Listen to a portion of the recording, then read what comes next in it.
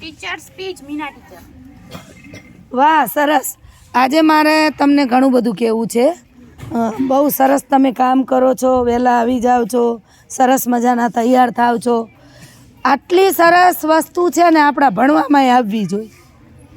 કે હું કહી શકું કે વર્ગ મુલાકાતમાં આવું તો મને એમ થાય કે ઓહો કેટલો સરસ વર્ગ છે. એના ટીચરને હું 2 ધબ્બા મારી અને ધન્યવાદ કહી શકું. તો તમે આટલી મારી ઈચ્છા પૂરી કરજો. મારો બર્થડે આવવાને 30/10 આવતા વર્ષની વાર છે. એટલો તમને ટાઈમ આપું છું કે મારા બર્થડેના દિવસે દરેક બાળક છે હિન્દી વાંચતું હોવું જોઈએ.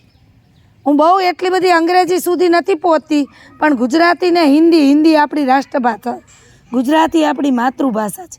તો પહેલાં આપણી માતૃભાષા કમ્પ્લીટ આવડવી જોઈએ, પછી હિન્દી તરફ વળવાનું છે. આપણે 4 ભાષા શીખવાની આવે છે, પછી અંગ્રેજી ને પછી સંસ્કૃત. પહેલી 2 ભાષા છે એ અલગ વસ્તુ છે, એ એટલી બધી નહીં શીખો તોય હાલશે, પણ આપણી માતૃભાષા ને આપણી રાષ્ટ્રભાષા તો આવડવી જ જોઈએ.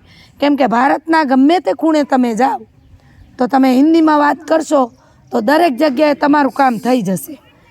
કેમ કે રાષ્ટ્રભાષા દરેક વ્યક્તિ બોલે છે ભારતની, એટલે રાષ્ટ્રભાષા ખાસ શીખો. જ્યારે પણ ક્લાસમાં નવરા થાવ ને શુદ્ધ ગુજરાતીમાં વાત કરો. તમે શું કરો છો, હું કરો છો નહીં, શું કરો છો, શું શબ્દ માન્ય છે ગુજરાતીમાં. હિન્દીમાં વાતો કરો. 5 મિનિટ રિસેસમાં હિન્દી વાત કરો. ભલે જેવું આવડે એવું. માણસ છીએ, ભૂલો થાય, પણ જેની ભૂલ થાય ને એ જ શીખી શકે છે.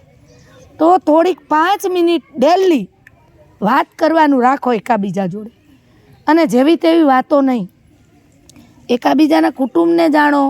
એણે ઘરે આજે શું કર્યું છે, એણે રાતે શું કર્યું છે, એના ઘરમાં કોઈ નવીન બાબત બની છે કે કોઈ દુર્ઘટના બની છે, તો આપણે એને સપોર્ટ કરી શકીએ એમ છે કે નહીં. જો સપોર્ટ ઘણા પ્રકારના છે. એને પૈસેથી મદદ કરો, એને ખાવાની મદદ કરો, એને વસ્ત્રની મદદ કરો, એને વિદ્યાની મદદ કરો. તો તમારી પાસે એક તક છે વિદ્યાર્થી તરીકે. વિદ્યાદાન સૌથી મોટું છે. તો 5 મિનિટ મળે તો આપણી બાજુનો છોકરું નબળું છે તો એને આપણે થોડુંક શીખવીએ. આખી જિંદગી તમારો આભારી રહેશે અને તમને એક આત્મસંતોષ થશે કે મેં કોઈકને કાંઈક આપ્યું, મારું જીવન નકામું ગયું નથી.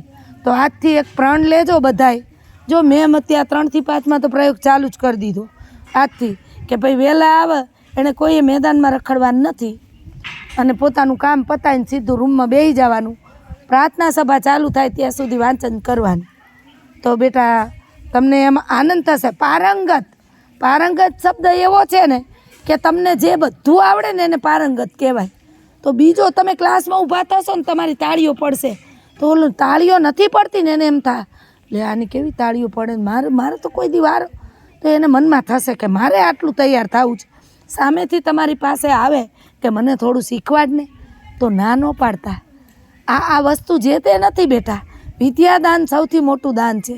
તો 5 મિનિટનું દાન કરવાનું તમે સ્વીકારજો અને એને હસ્તે મોઢે એને કહેજો હાલ તું રોજ આવજે હો, હું તને રોજે જ શીખવાડીશ. જો આટલું કરશો ને બેટા આપણા સ્કૂલનું એકેય બાળક નબળું નહીં રહે. અમે તો કરાવી જ છીએ, પણ એમાં તમારો સહકાર માગી છીએ અમે. અને તમારામાં શક્તિ છે ને એટલી કોઈનામ નથી બેટા. શક્તિનો સદુપયોગ કરો તમારા ક્લાસમેટ માટે. ક્લાસમેટ એટલે જે તમારા ક્લાસમાં છે એ બાળકો. તો કાલે તમને આત્મસંતોષ થશે, કાલે તમને યાદ કરશે અને અમને પણ ગૌરવ થશે કે અમારા બાળકો અમારાથી ચડિયાતા છે. આટલું કરજો બેટા. Thank you.